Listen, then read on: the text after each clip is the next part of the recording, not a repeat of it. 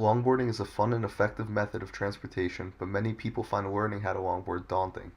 According to a study done by thestatepress.com, riding a board, whether skateboard or a longboard, is the fastest method of transportation on a college campus. In fact, it was found to be 3 times faster than walking. I've been riding a longboard for over 3 years, and I have personally taught 3 people how to ride a longboard. Through personal knowledge as well as information I have gathered from livestrong.com, longboardbrand.com, and hyperoutdoor.com, I determined the proper steps to take in order to make learning how to longboard less intimidating.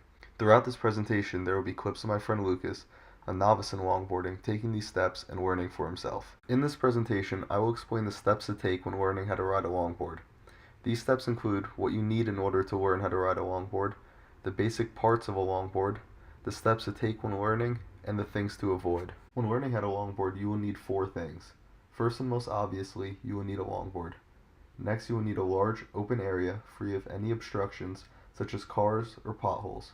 You will also need proper safety equipment, such as a helmet, knee pads, and elbow pads, as it is likely you will take a few falls while learning.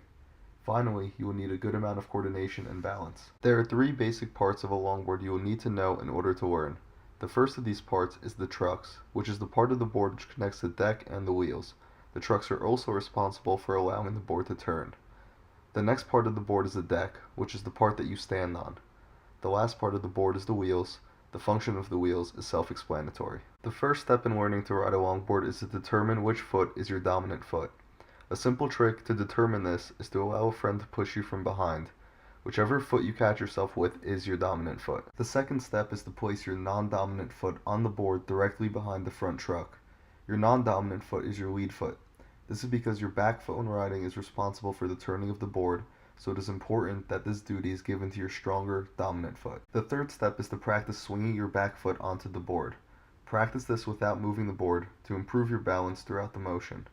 This will be extremely important once you begin pushing, as this will allow you to transition from pushing the board to riding the board. The fourth step is to attempt pushing the board forward. You will be pushing with your back foot. Once you push, ride out the push by balancing on your lead foot. This will allow you to feel comfortable on a moving board, as well as teach you to balance on your lead foot throughout the pushing motion.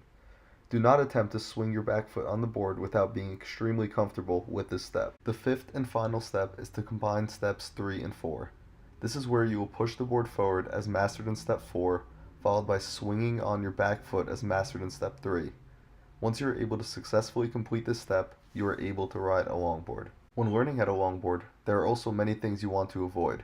The first of these things is incorrectly placing your lead foot. This can either be done by placing it too far in front of the truck, too far behind the truck, rotated in an uncomfortable manner, or simply uncentered.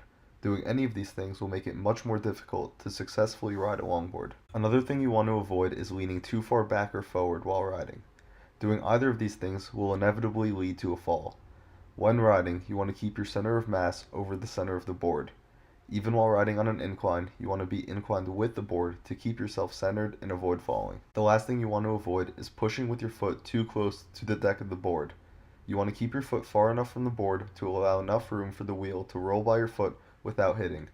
If you do not leave enough room, the wheel will hit the heel of your foot, which will stop the board instantly and cause you to fall forward. At this point, you should know the basics of riding a longboard. You should be aware of the 3 main parts of a longboard. You should know the steps to take to learn how to ride a longboard, and you should be aware of the more common mistakes new longboarders make. Longboarding is a difficult sport to learn and an even more difficult thing to master. You must be patient and understand that a fall or two while learning is inevitable. This being said, once you are able to ride a longboard, you will fly right by all of the students who are walking on your way to class.